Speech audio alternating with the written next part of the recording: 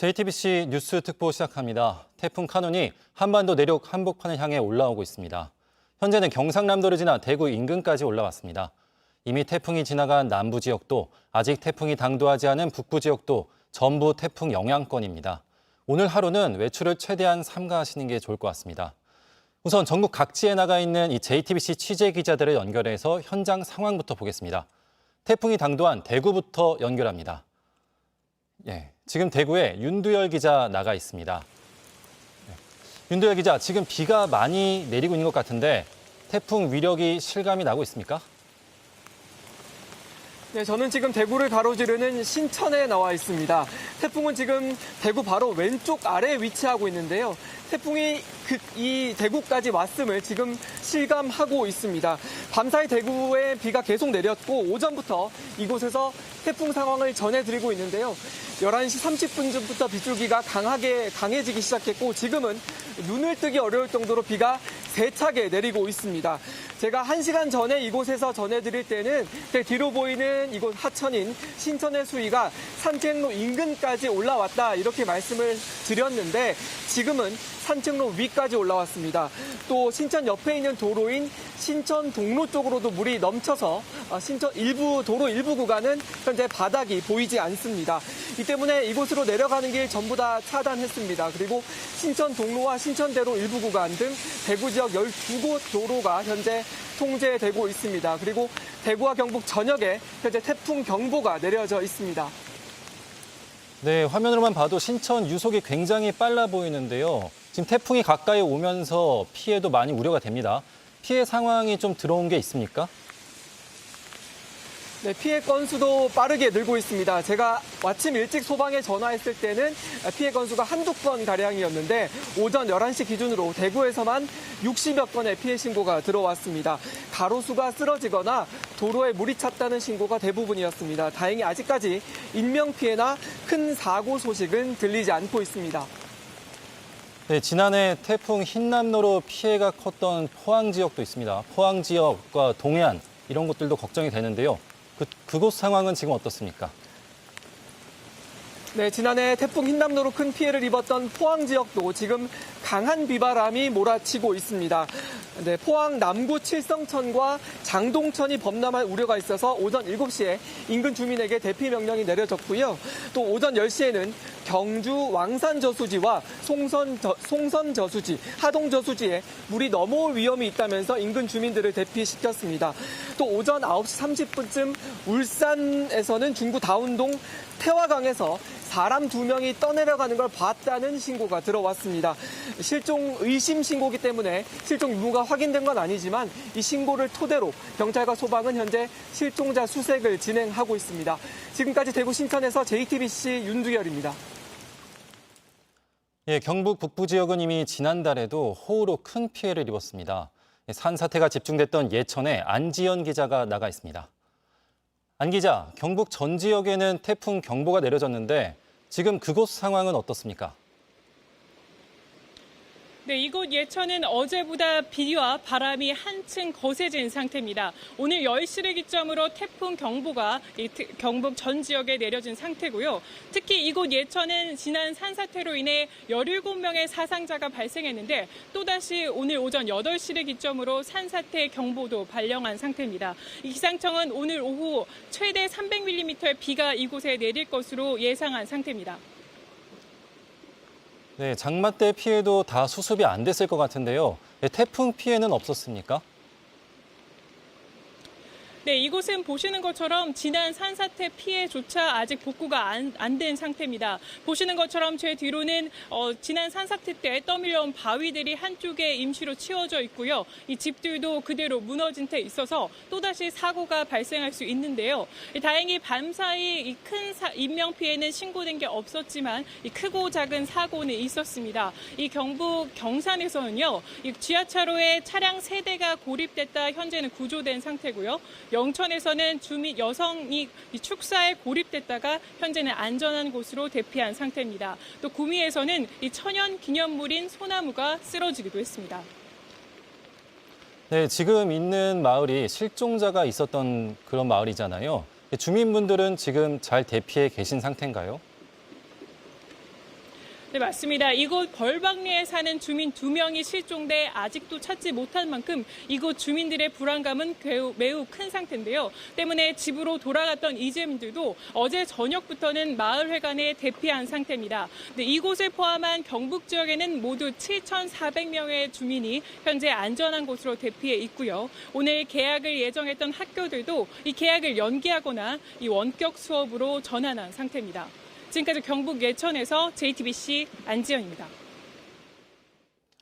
예, 태풍이 향해 가고 있는 충북으로 가보겠습니다. 지난달 수해로 큰 피해를 입은 충북 청주 오송에 취재기자 나가 있습니다.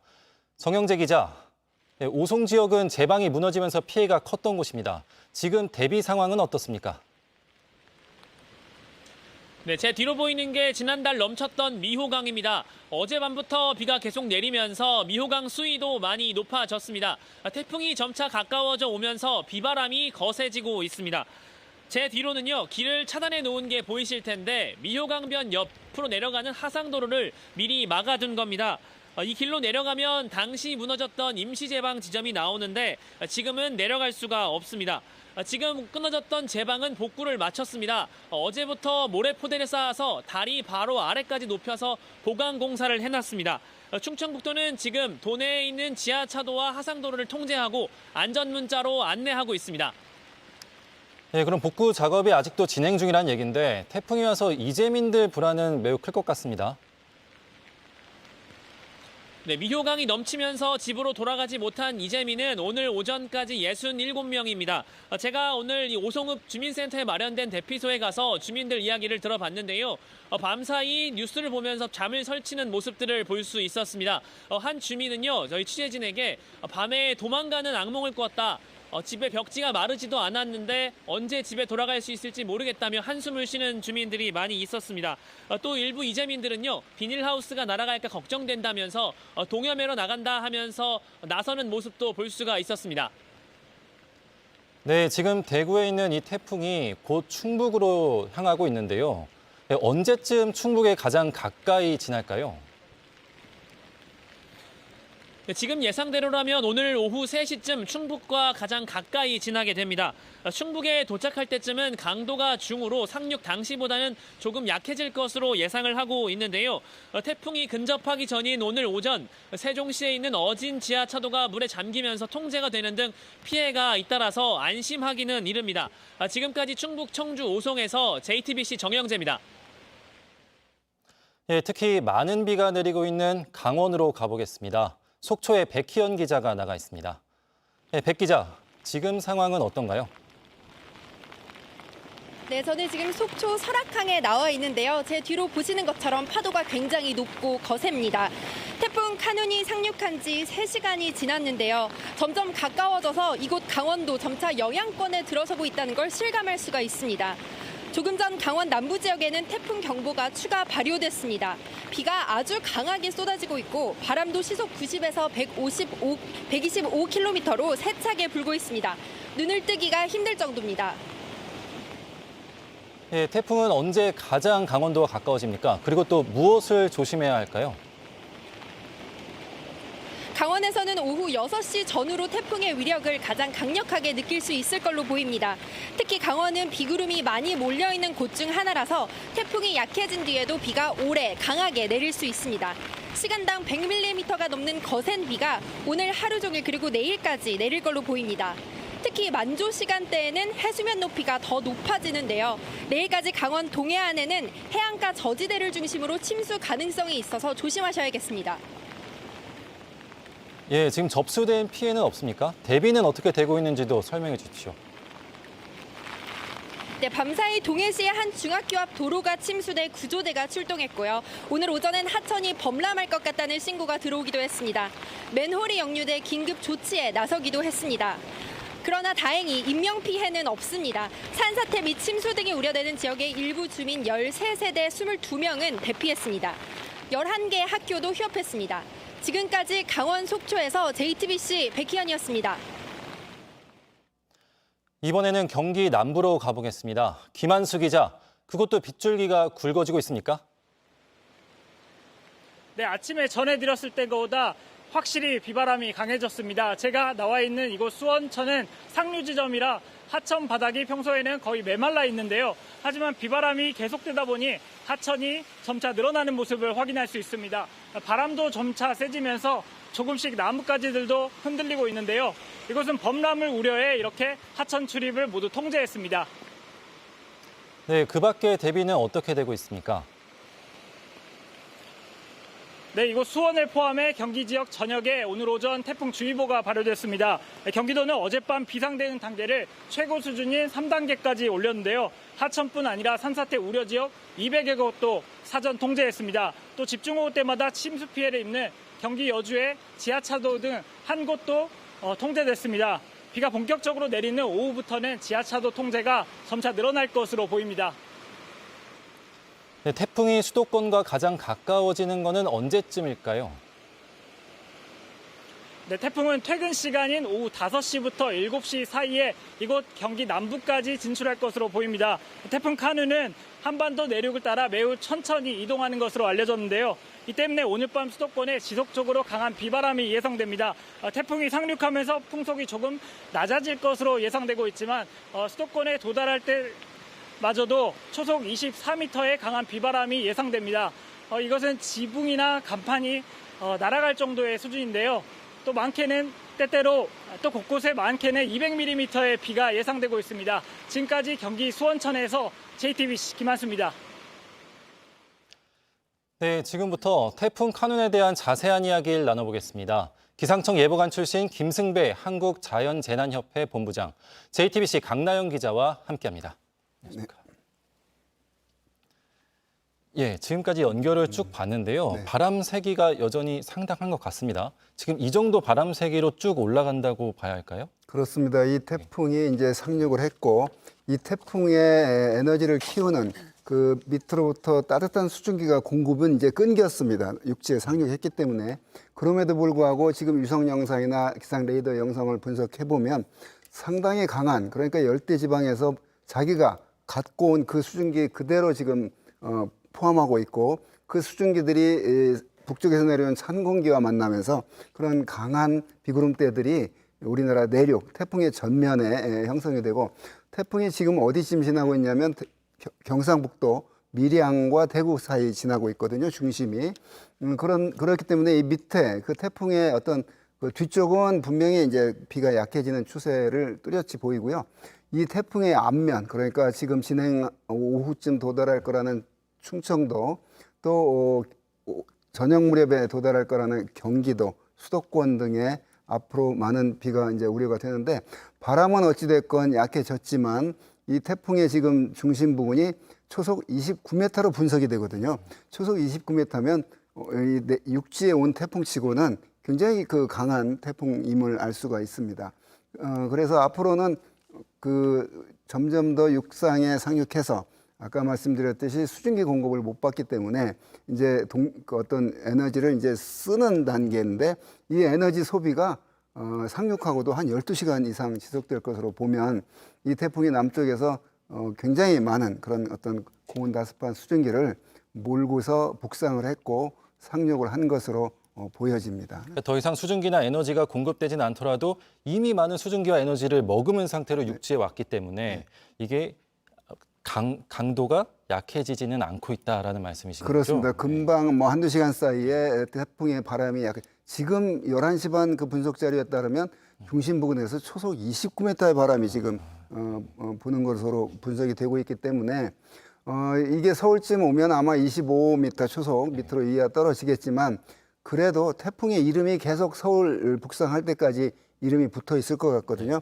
그게 무슨 의미냐면 중심 부근에서는 초속 17m, 태풍의 기준이 중심 부근에서 초속 17m 이상의 바람이 불 때 태풍이라고 그러고, 16m, 15m로 떨어지면 이제 열대저하부라고 그러거든요. 그게 더 약화되면 이제 온대 저기압이 되는 건데, 이 태풍이 몰고 온 수증기가 상당히 만만치 않고요. 제5호 독수리가 중국 남부에 상륙해서 약화된 뒤에 온대저기압으로 북쪽으로 갔는데 중국에 어마어마한 비가 내렸잖아요. 이제 그래서 이 태풍이 뭐 약해졌다, 소멸됐다 이런다고 끝은 아니라고 저는 생각을 합니다. 네. 지금 화면에도 나오고 있는데요, 강 기자. 지금 방금 본부장님께서 말씀하신 정도의 태풍 강도면은 어떤 피해가 예상이 될까요? 기상청이 방금 전에 브리핑을 통해서 최대 순간 풍속에 대해서 언급을 했는데요. 어제보다 오늘 바람이 더 강한 상태라고 얘기를 했습니다. 전체적으로 초속 15에서 20m 정도 기록되고 있고 특히 동해안 중심으로 초속 30m 이상 강한 바람이 불고 있는데 보통 이 정도면 지붕이나 기와장이 뜯겨나가는 정도 또 가벼운 물체가 날아갈 수 있는 강한 수준의 바람이라고 할 수 있습니다. 지금 그 강풍 반경이 200에서 300km이고 특히 태풍 중심에서 40에서 100km 떨어진 지점이 가장 바람이 강하게 불거든요. 그래서 지금 본인의 위치가 태풍과 가깝지 않다 하더라도 이 강한 바람은 계속 동반될 것으로 예상되기 때문에 외출을 자제하는 등 수시로 정보를 살피면서 안전에 유의하셔야겠습니다. 예, 이번 태풍에 특히 더 이례적이라는 표현을 많이 붙이는 게 이 중간에 옆으로 빠져나가는 것이 아니라 이 한반도를 관통해서 수직으로 올라오기 때문이잖아요. 이런 이례적인 경로 왜 생겼다고 봐야 하나요? 이 작년 흰남노도 그 태풍이 한번 꺾는데 전에 볼 수 없는 각도로 확 꺾었거든요. 그래서 이제 부산 통과해서 울릉도 쪽으로 빠져나가는데 이 태풍이 아주 이례적. 우리나라 접근할 때까지 또 상륙해서 이제 앞으로 예상되는 이 진로도 저는 처음 보는 태풍 진로거든요. 자, 그만큼 흔치 않죠. 대개 우리나라의 어디 서쪽에서 서해안을 상륙하거나 하면 동서로 관통을 해서 동해로 빠져나가는 그런 진로를 통상 봤는데 저기 지금 그 태풍을 보면 계속해서 동쪽으로 휘지 않고 그냥 곧장 이렇게 오고 있거든요. 자, 이런 면에서 상당히 이례적인 그런 진로를 밟고 있다고 보여집니다. 그렇기 때문에 상륙한 이후 우리나라에서 멀어질 때까지 우리나라에 체류하는 시간이 상당히 길게 12시간 이상, 한 15시간 이상의 그 체류를 하면서 전국에 골고루 많은 비가 뿌릴 텐데 특히 산간 지역에서 지금 나타난 300mm 이상 온 그런 지역들이 이제 산을 끼고 있는 지역들이거든요. 이제 그런 면에서 이번 태풍의 진로가 특이하고 상륙했는데도 상당히 강한 바람을 유지하고 있고 많은 비구름들을 지금 그 수증기들을 우리나라에 공급을 하고 있다. 이때 지금 북쪽에서 마침 차고 건조한 공기가 내려오고 있거든요. 자, 이 따뜻한 공기와 북쪽에서 내려온 차고 건조한 공기가 부딪히면서 분명히 그 원인은 태풍이 제공을 한 것이죠. 많은 비가 우려가 됩니다. 그럼 이렇게 관통하는 태풍이 기상청 관측 이래 처음이다라고 얘기하는데 이런 식의 관통하는 태풍 앞으로도 계속 이어질까요? 또 똑같은 태풍이 나타날 거다라고 단정적으로는 말하지 못하지만 작년 흰남노 때부터 그 어떤 태풍의 한번 형태를 갖추게 되면 비교적 그 예측 가능한 커브를 가지고 전향을 하고 이러는데 이번 같이 완전히 자동차 운전대를 오른쪽으로 꺾듯이 이렇게 꺾는 건 저도 처음 봤거든요.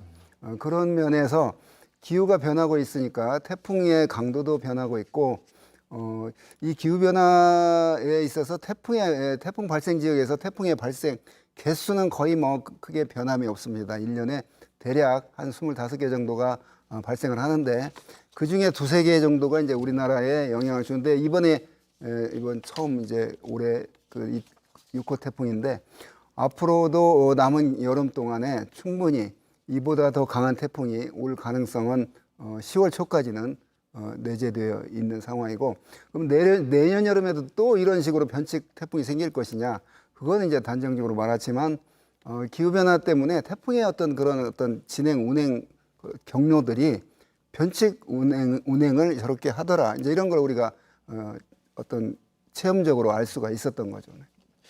네, 말씀하신 것처럼 이 한반도 전체가 사실상 이 태풍 영향권입니다. 그러다 보니까 인명 피해도 전국적으로 우려가 되는 상황인데요. 태풍 위력이 어느 정도인지 또 어떤 안전 수칙을 따라야 할지 한번 짚어보겠습니다. 소방당국은 인명 구조가 필요한 이 긴급한 상황에는 119로 신고를 하고 또 피해를 막기 위한 예방 조치가 필요한 경우에는 국번 없이 110으로 전화를 해달라고 했습니다. 이 밖에 어떻게 대처해야 할지를 황예린 기자가 설명해 드리겠습니다. 태풍특보가 내려지면 곧바로 위험 지역에서 대피하셔야 합니다. 비가 넘칠 수도 있는 계곡, 하천, 해안가는 물론이고 산사태 위험이 있는 곳도 피해야 합니다. 맨홀이나 전선이 많은 도로는 지나지 말고 논둑을 보러 가는 것도 삼가셔야겠습니다. 출입문과 창문은 단단히 잠궈야 합니다.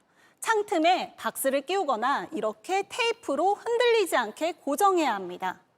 바람에 쉽게 날아갈 수 있는 지붕이나 간판은 미리 결박해놔야겠죠. 침수가 예상되는 지하 공간 입구에 이렇게 모래주머니나 물막이판을 설치해둬야 합니다.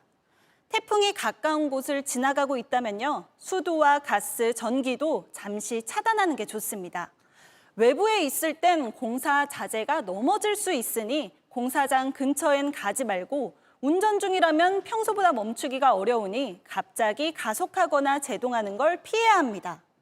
되도록이면 외출을 자제하고 태풍 정보를 계속 확인하셔야겠습니다. 또 비상시 어디로 대피하는지 미리 알아보시는 게 좋겠습니다. 정부와 지자체가 긴급 재난 문자를 보내니 설정을 꼭 켜놓으셨는지 확인하시는 게 필요하겠습니다.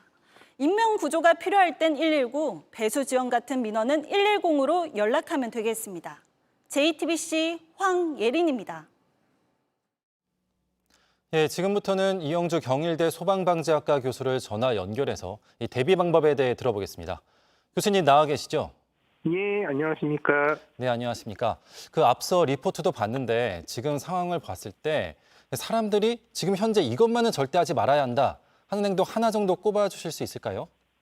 이렇게 이제 피해가 막 발생하는 상황에서 뭐 농작물이라든지 또 시설의 보수를 위해서 이렇게 비가 많이 오는 위험한 상황에도 이제 바깥에 나가셔서 뭔가 활동들을 하시는 분들이 있거든요.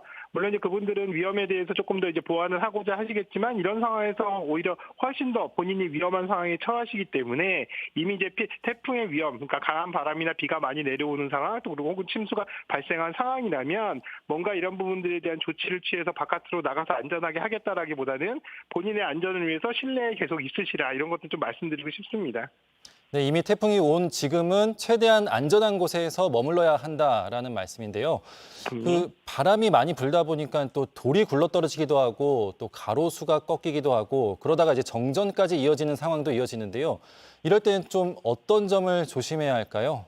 예, 앞서 말씀드린 대로 이미 이제 많은 경보들이 내려지고 또 위험 상황에 대해서 이제 인지들을 하시기 때문에 시민분들이 대부분 이제 실내에 대부분 계실 겁니다. 다만 이제 태풍이라든지 이런 상황들 때문에 이를테면 뭐 가로수가 넘어지거나 혹은 여러 가지 산사태 여러 가지 이런 것들로 인해서 전선들이 끊어지거나 또 전기가 제대로 공급이 안 돼서 정전되는 상황 이런 상황이 좀 위험할 수 있거든요. 왜냐하면 이렇게 정전이 발생했을 때 건물 내에서 뭐 냉방도 안 되는 상황 또 그리고 전기도 안 들어오지만 또 지금 단수도 이어지는 상황이 되기 때문에 오히려 실내에서 이런 정전이라든지 단수에 대비를 하시는 부분들 이런 것들 좀 필요할 것으로 보여서요. 이를테면 비상용 이를테면 이 조명이라든지 혹은 또 보수 배터리 혹은 또 건전지라든지 전원 공급에 대한 거 혹은 또 이 뭐 양초 같은 것들로 해서 조명을 확보하시는 것들도 필요하고요. 또 생수라든지 이렇게 간단한 식음료에 관련된 부분도 좀 준비를 하셔서 너무 당황하지 마시고 대부분 긴급하게 복구가 된다면 하루 이틀 내에 복구가 되기 때문에 또 짧으면 한두 시간 안에도 복구가 되기 때문에요.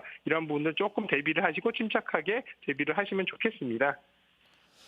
예, 지금 태풍이 수증기를 많이 머금고 있어서 비도 많이 올 것 같은데 또 얼마 전에 집중호우로 이미 집안이 약해져 있는 상태잖아요. 이럴 때는 또 어떤 부분을 좀 조심해야 할까요? 예, 물론 당연히 비가 많이 오는 상황에서 또 이제 산림이나 이런 쪽에 물이 많이 이제 머금는 상황이 된다 그러면 산사태의 우려도 상당히 커지는 부분들은 사실입니다. 또 한편으로 강한 바람까지 동반된다면 이렇게 외력으로 작용을 하면서 오히려 산사태가 더 잘 발생할 수 있는 위험도 높아지거든요. 그래서 산사태 우려 지역이라든지 혹은 또 이력이 있는 지역, 또 특히 7월에 이런 장마 때 산사태가 발생해서 아직 이 복구가 다 이루어지지 않은 지역 같은 경우는 추가적인 붕괴 위험들도 충분히 있기 때문에 이런 지역 인근에 계신 분들은 조금 더 선제적으로 안전한 곳으로 잠시 이동을 하시는 것도 필요할 것으로 보이고요. 혹은 또 이동이 불가능하다면 지금 산의 경사면이나 이런 부분들 좀 예의주시하시면서 이상 상황이나 또 산사태 징후가 있을 경우에 지자체라든지 이런 데 빨리 알리시고 본인도 대피하실 수 있도록 하는 것들이 필요하겠다 생각이 됩니다. 예, 그러면은 이 산사태나 또 이번에 있었던 오송 지하차도 사고 같은 그런 사고를 피하기 위해서 좀 어떤 전조 증상이 보일 때 조심을 해야 되는지 또 이미 그런 상황에 닥쳤을 때는 어떻게 대피를 해야 되는지도 좀 설명 좀 부탁드립니다. 예, 많은 분들이 오송 지하차도 침수 때문에 이번에도 대부분 지하차로 같은 경우는 선제적으로 통제들이 많이 이루어지고 있는 상황으로 보이는데요. 사실 이렇게 뚝이 터지면서 급격하게 우수가 유입되면서 사실 침수가 되는 것들은 사실 전조 증상이나 이런 것들을 확인하기는 상당히 좀 어렵습니다. 대신에 그 지역의 하천에 예를 들면 홍수 경보라든지 주의보가 발령됐다는 상황들을 좀 확인하신다고 한다면 이런 위험성에 대한 발생 가능성이 충분히 있을 것이다라는 것들을 좀 주안점을 두시고 대비를 하시는 것들이 필요해서요.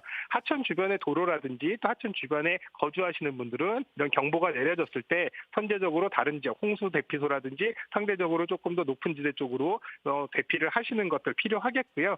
또 운전을 하시거나 혹은 또 차량이나 대중교통을 이용하실 때도 이런 지하차로라든지 혹은 또 낮은 지대 혹은 또 강가 주변을 이렇게 이제 경유해서 가는 경로들은 가급적이면 회피를 하셔서 이런 위험에 선제적으로 대비를 하시는 것들이 오히려 안전하실 수 있다. 이런 것들은 징후를 가지고 그때 대처를 하시려면 이미 늦다라는 부분들을 좀 잘 기억하셨으면 좋겠습니다. 네, 또 하나 걱정은 이번 태풍이 11년 만에 이제 수도권을 관통한다는 점입니다. 예, 부산 등 이런 도시들을 봤을 때 매번 태풍이 올 때마다 지적되는 게 이 빌딩풍이지 않습니까? 이 수도권에서 빌딩풍 어떤 위험이 있고 어떻게 대비해야 될까요? 예, 빌딩풍 같은 경우는 고층 건물인 경우에 고층 건물과 건물 사이에 바람이 이제 집중되면서 원래 그쪽에 부는 바람의 2배, 3배 이상의 강한 바람으로 건물 외벽에 충격을 가하면서 건물의 외장재가 탈락한다거나 혹은 또 유리창이 깨지는 상황들, 또 깨진 유리창들이 떨어지면서 파편으로서 또 피해를 유발하는 이런 상황들이 되는데요. 근데 사실 이런 부분들은 뭐 이런 임시적인 조치라든지 이런 것들로 근본적인 해결책을 제시하기는 상당히 좀 어렵습니다. 그렇기 때문에 오히려 이런 부분들 좀 더 근본적으로 유리창 혹은 또 외장재에 대한 어떤 고정 상태 이런 부분들은 조금 더 긴 사전에 대비가 돼야 되겠고요. 다만 이렇게 이제 강한 바람이 부는 경우에 유리창의 결속이라든지 또 유리창의 흔들림 같은 것들이 최대한 없도록 유리창틀과 유리 사이에 이를테면 천이라든지 혹은 종이 같은 것들을 끼워서 흔들림이나 탈락이 되지 않게끔 잘 확인하시는 것들 이런 것들은 조금 더 대비하실 수 있지 않나 싶습니다. 그래서 유리창은 잘 닫고 닫힌 상태에서 고정을 잘 하시라 이런 부분들도 말씀드릴 수 있을 것 같습니다. 네, 교수님 감사합니다. 예, 이어서 시청자분들이 보내주신 이 제보 영상으로 이 태풍 카눈의 상황을 한번 짚어보겠습니다. 예. 네, 우선 부산 장전역 오늘 오전 7시 20분에 촬영해서 보내주신 영상입니다. 비가 오면서 하천이 굉장히 많이 불어나 있고 수위가 상당히 높습니다. 여기가 원래 그 도심 하천의 산책로였는데 산책로의 흔적을 찾아보기가 거의 어려울 정도인데요. 나무들도 물에 잠겨 있고 지금 산책로 자체가 물에 다 잠기면서 출입 금지 상태고요. 이 근처 도로까지도 차량이 다 통제된 상태입니다. 네, 이어서 부산입니다. 또 부산 서면도로인데요. 오늘 오전 8시 20분에 촬영해서 보내주신 영상입니다. 지금 보시면 이제 3명이 길에서 몸을 가누지 못한 채 쓰러져 있는 모습을 볼 수가 있는데요. 이 바람이 너무 심해서 움직이지를 못하고 있는 겁니다. 서로 잡아주면서 간신히 일어났지만 우산도 다 망가지고 몸을 지탱하기 힘들어서 걷는데 굉장히 힘들어하는 모습이 보이고 있습니다. 네, 이어서 또 부산입니다. 부산 광안리 영상인데요. 예, 이것도 역시 오늘 오전 10시 10분쯤 보내주신 겁니다. 예, 지금 보시면은 벽면에서 이제 떨어질 위기인 것 같은데요. 광풍 때문에 건물의 외벽이 아예 지금 뜯겨져 나간 상태입니다. 보시면 벽돌도 하나 떨어졌고요. 지금도 위태롭게 달려있는 모습을 보실 수 있습니다. 네, 부산에 이어서 경남 창원입니다. 봉암다리 부근인데요. 이게 지금 출근길 영상인데 자동차 안에서 찍어서 보내주신 영상인데요. 도로가 흙탕물로 가득 찼고 밖을 보면 지금 자동차들 바퀴들이 다 물에 잠겨 있어서 제대로 움직이지 못하는 모습을 보실 수가 있습니다. 예, 그렇습니다. 지금 제보 영상들 보셨는데요. 시청자분들께서 지금 상황들 제보 영상으로 보내주시면은 저희가 피해를 막기 위해서 계속해서 제보 영상을 틀도록 하겠습니다. 예, 지금 이곳은 경남 남해입니다. 경남 남해 미조항 부근인데요. 지금 보시면은 비바람이 아주 세차게 불고 있습니다.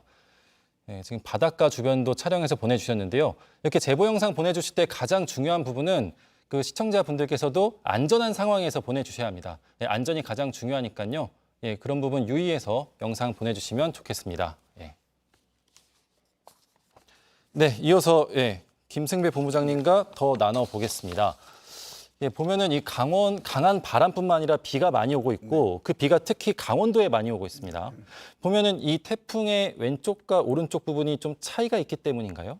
그렇습니다. 태풍의 진행 방향의 이제 오른쪽이 진행 방향의 어떤 힘에다가 태풍 자체의 에너지가 더해져서 이제 위험 반원, 왼쪽이 강한 반원, 바람이 좀 더 강하고 조금 약하다 이런 얘기인데 이 중심이 지나는 이 마당에 오른쪽 왼쪽 따질 건 없다고 저는 봅니다. 다 폭풍권에 들어있기 때문이죠. 자, 비가 어디는 많이 오고 어디 적게 오고는 이제 지형적인 효과가 나타나는 곳이거든요. 이게 그대로 간다고 한다면 동해바다의 차고 습한 수증기들을 태백산맥에 끌어당기는 그 효과가 이 태풍이 역할을 하기 때문에 특히 동해안 지금 아마 삼척, 경주 이 동해안 쪽에 상당히 많은 200~300mm의 강수량을 기록을 지금 했거든요. 그런 원리로 태백산맥 동쪽에 이제 비가 많이 오는 것이고요. 이 남쪽에서는 지리산 부근이나 주변에 그런 산이 있는 지역들은 덥고 습한 수증기가 산에 부딪히게 되면 강제로 상승하게 되고 그러면 응결해서 다른 지역보다 더 많은, 더 강한 비구름대를 만들기 때문에 그런 어떤 산이 있는 지역에 그 지형적인 효과로 많은 비가 내렸다 이제 이렇게 말을 하는 건데 이 태풍이 지금 위성 영상에서 보여지듯이 많은 양의 수증기를 아까 말씀드렸듯이 어디서 공급을 받지 못하는데도 지금 자기가 가지고 온 그 수증기 가지고 저 정도의 그 지금 많은 강풍대를 지금 만들어내고 있거든요.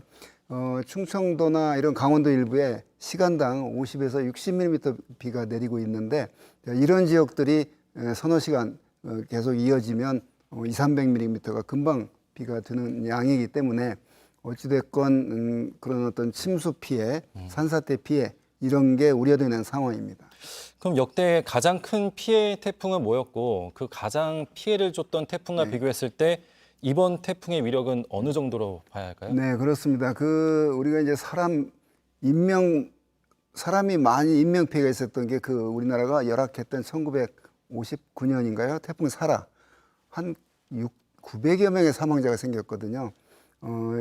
비가 가장 많이 온 태풍이 2012년 태풍 루사 강릉에 870.5mm의 비가 하루에 내렸습니다. 가장 바람이 강한 태풍은 2003년 태풍 매미였습니다. 제주 고산에서 초속 60m의 바람이 불었거든요. 이래서 과거의 태풍들을 보면 근데 이제 과거보다 요즘의 태풍들이 이제 경제 규모가 우리 사회의 기반 시설에 경제 규모가 커지면서 인명 피해는 확실히 줄었습니다. 그런데 이제 경제적인 피해가 늘어났는데 태풍 루사 때는 5조 이상의 피해가 났었거든요. 그걸 피해 복구 비용까지 생각하면 어마어마한 그런 피해가 나온 거죠. 그런 현상인데 요즘에 태풍이 과거에 제가 돌이켜 보면 우리나라 80년 태풍 루사 올 때 한 250명의 사망자가 생겼거든요. 21년 전인데 그때 저 정도 규모의 태풍이 일본으로 지나가면 사망자 수가 10명 이내였어요. 그걸 보고 굉장히 저는 부러워했었거든요. 우리나라도 언제나 저렇게 인명피해가 적을까 했는데 요즘엔 많이 인명피해가 확실히 줄어들었습니다. 다만 지난번 장마 때, 태풍이 아닌 장마 때 많은 비가 내려서 상당히 많은 인명피해가 있었는데 이제 그런 면에서 그러니까 방제 어떤 시설, 국가 인프라가 잘 되어 있느냐 그게 안 되어 있느냐에 따라서 그런 어떤 동남아에서 태풍이 하나 지나가면 1000명, 2000명, 심지어 10,000명, 20,000명의 사망자들이 생기는데 하여간 우리나라 최근 들어서 작년에 이어서 올해도 역시 그런 태풍이 왔을 때 인명피해를 줄이는데 하여튼 총력을 기울여야 된다고 봅니다. 그런 장마 때, 태풍이 아닌 장마 때 올해 인명피해가 큰 게 올 여름에 그런 재난 피해 현황이기도 합니다. 예. 네, 지금 전국 각지에 나가 있는 취재 기자들을 다시 한번 연결해서 지금 현재 상황을 다시 한번 좀 점검해 보겠습니다. 우선 대구를 다시 한번 연결해 봅니다. 예, 윤두열 기자, 지금도 역시 비가 많이 내리고 있을 것 같은데 태풍 위력 어떻습니까? 네, 지금 저는 대구를 가로지르는 신천에 나와 있습니다. 기상청 발표에 따르면 조금 전인 12시 30분에 태풍이 대구 남쪽 20km까지 도달을 했습니다. 그러니까 지금 시각쯤에는 태풍이 지금 대구 바로 왼쪽을 지나고 있는 겁니다. 태풍의 위력을 실감할 수 있는데요. 밤사이 대구에는 비가 많이 왔고 제가 아침부터 이곳에서 태풍 상황을 전해드리고 있는데 태풍이 다가오는 정오쯤부터 비가 세차게 내리기 시작했습니다. 제가 1시간 전쯤 이곳에서 전해드릴 때는 이 신천의 수위가 산책로 인근까지 올라왔다 이렇게 전해드렸는데 지금은 산책로 위를 덮었습니다. 그리고 신천 옆에 있는 신천 동로까지도 물이 넘쳐서요. 도로 일부 구간은 바닥이 현재 보이지 않습니다. 이 때문에 이곳으로 내려가는 길목 전부 다 차단했고 신천 동로와 신천대로 일부 구간 등 대구 12곳 도로가 현재 차단된 상태입니다. 대구와 경북 지역 전역에는 현재 태풍 경보가 내려져 있습니다. 네, 지금 유튜브로 실시간 댓글로도 이제 신천이 범람위기다 이런 댓글들 지금 시청자분들께서 남겨주고 계신데요. 이 태풍이 그만큼 가까이 온 만큼 피해도 우려되는데 피해 상황이 더 들어온 게 있습니까? 네, 피해 건수도 빠르게 늘고 있습니다. 대구의 경우 오전 9시에는 15건 피해 신고가 들어왔는데 오전 11시 기준 60여 건으로 피해 신고가 빠르게 늘었습니다. 가로수가 쓰러지거나 도로가 물에 찼다는 신고가 대부분이었고요. 다행히 아직까지는 인명피해나 큰 사고 소식은 들리지 않고 있습니다. 네, 지난해 태풍 흰남노로 피해가 컸던 포항 지역 등 동해안 상황도 전해주시죠. 네, 지난해 태풍 흰남노로 피해가 컸던 경북 포항에도 지금 강한 비바람이 몰아치고 있습니다. 포항 남구 칠성천과 장동천이 범람할 우려가 있어서요. 오전 7시에 인근 주민들에게 대피 명령을 내렸습니다. 또 오전 10시에는 경주 왕산저수지와 송선저수지, 하동저수지에 물이 넘어올 위험이 있다면서 인근 주민들을 대피시키기도 했습니다. 또 오전 9시 30분쯤에는 울산 중구 다운동 태화강에서 사람 2명이 떠내려가는 걸 봤다는 신고가 들어왔습니다. 실종 의심 신고이기 때문에 실종 유무가 확인된 건 아니지만 소방과 경찰은 이 신고를 토대로 현재 실종자를 찾고 현재 주변을 수색하고 있습니다. 지금까지 대구 신천에서 JTBC 윤두열입니다. 네, 이번에는 태풍 위험 반원인 오른쪽에 위치한 이 부산으로 가보겠습니다. 조소희 기자, 뒤로 보이는 게 방파제 같은데요. 큰 파도가 아직도 치고 있는 상황인가요? 네, 그렇습니다. 비는 그쳤지만 바람이 워낙 강해서 말 그대로 집채만한 파도가 치고 있습니다. 저는 지금 영도 흰여울 마을에 나와 있습니다. 방파제가 때리는 파도를 막고 있는 모습입니다. 강한 바람 부산 전역에 불고 있습니다. 가덕도에서는 기와장을 날릴 수 있는 초속 34.9m의 바람이 불기도 했습니다. 네, 비도 밤새 쏟아졌는데 밤사이 피해 상황 정리해 주시죠. 밤사이 소방에 들어온 접수는 200여 건입니다. 강한 바람 탓에 가로수가 부러지고 창문이 깨지는 신고가 접수됐지만 다행히 인명피해는 없었습니다. 위험지역 주민들 붕괴와 침수 우려 등으로 430여 명이 사전에 대피했습니다. 부산의 모든 해수욕장은 어제부터 입수 금지 조치가 내려져 있었는데요. 어젯밤 11시에는 태풍 경보까지도 내려졌습니다. 그런데도 오늘 오전 1시 술에 취한 30대 남성이 바다에 뛰어들었다 송정해수욕장 바다봉사실 안전요원에 의해서 구조되기도 했습니다. 네, 부산 초량 지하차도에서는 사망 사고가 난 적도 있는데 지금은 이 저지대나 지하차도 또 하천변 통제는 잘 되고 있습니까? 네, 그렇습니다. 부산 온천천 산책로 주변 27곳이 통제된 상황입니다. 3년 전 사망사고가 났던 초량 지하차도는 아직까지 통제 중입니다. 광안대교나 부산항대교 같은 바다를 건너는 큰 대교는 지금 2분 전에 통제가 해제됐다는 소식이 들어와 있습니다.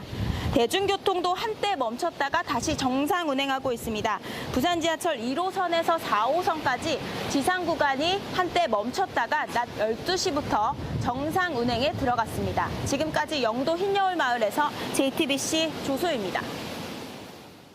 네, 이번에는 태풍이 향해 가고 있는 충북을 연결해 보겠습니다. 지난 장마 때 제방이 무너지면서 큰 피해를 입은 충북 청주 오송의 취재 기자 나가 있습니다. 정영재 기자, 충북은 태풍의 길목 한가운데 있는데 지금 현재 피해는 없습니까? 네, 태풍이 가까워오면서 지금 비바람도 점차 거세지고 있습니다. 현재까지 큰 피해는 접수되지 않았는데 나무가 쓰러졌다, 간판이 흔들린다 등의 50여 건이 넘는 신고가 접수가 됐습니다. 오늘 오전 11시 30분쯤에는요. 충북 영동에 있는 주택가에서 산사태가 일어나고 있다라는 신고가 접수가 됐는데 다행히 다친 사람은 없었습니다. 지난 장마 때 비가 워낙 많이 내린 동네들이어서 아직까지는 안심하기는 이릅니다. 태풍은 충북을 관통하게 되는데요. 이 충북 지점과 가장 가까워지는 시간은 오늘 오후 3시쯤 될 것 같습니다.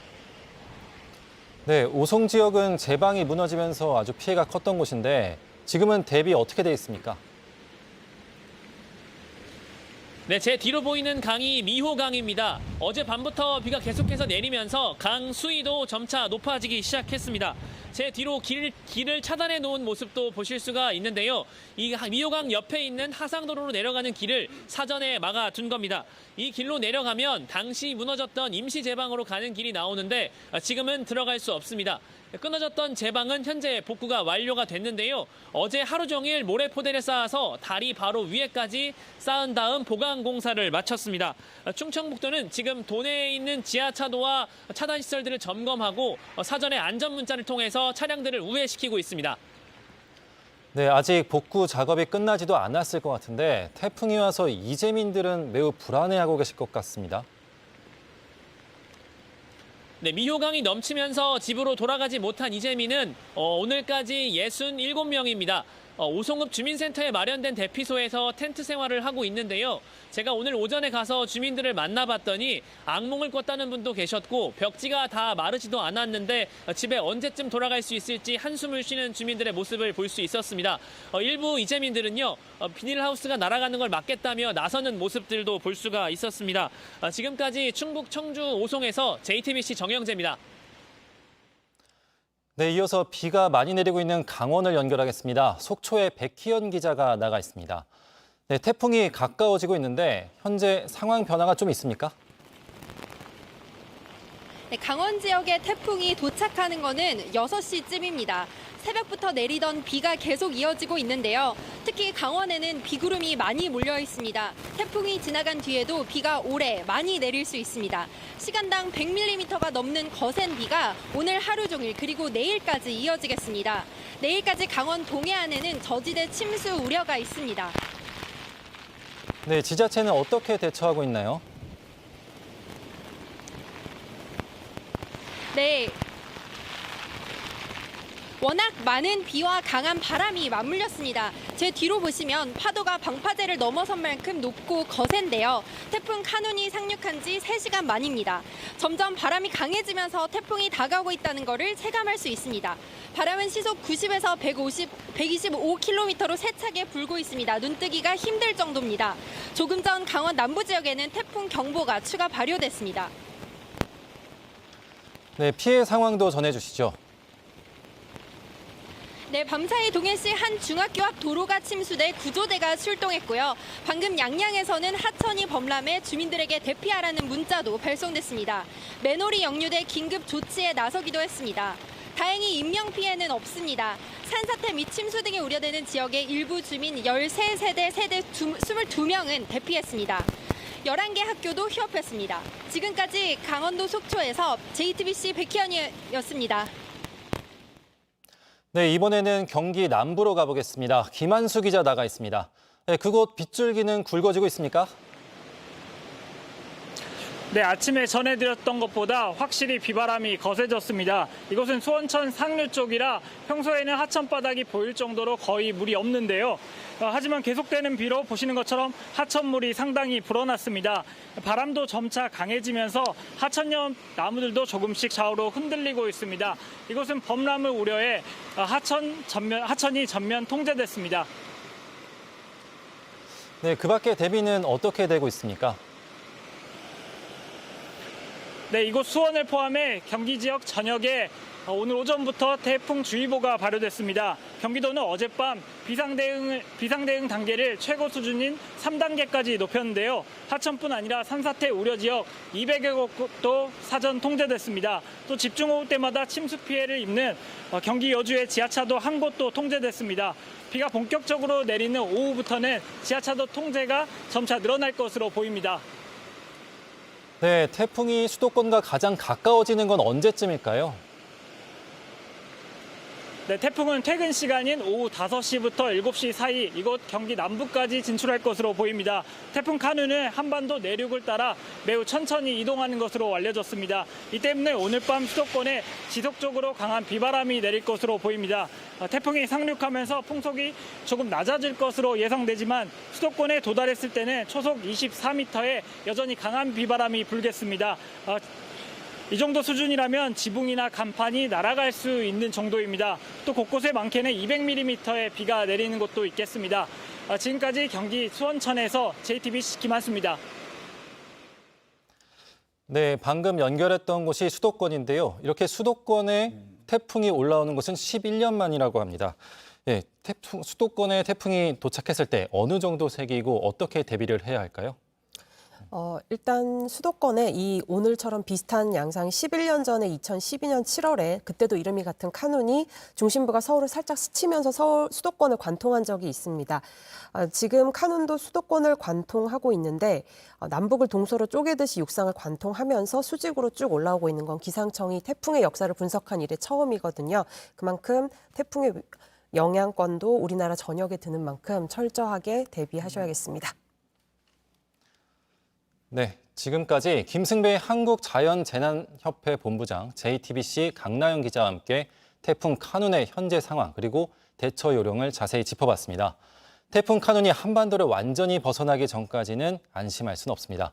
오늘은 태풍 소식을 계속 챙겨보시면서 안전에 유의하시길 바랍니다. 광고에 이어서 뉴스 특보는 계속 이어집니다. 감사합니다.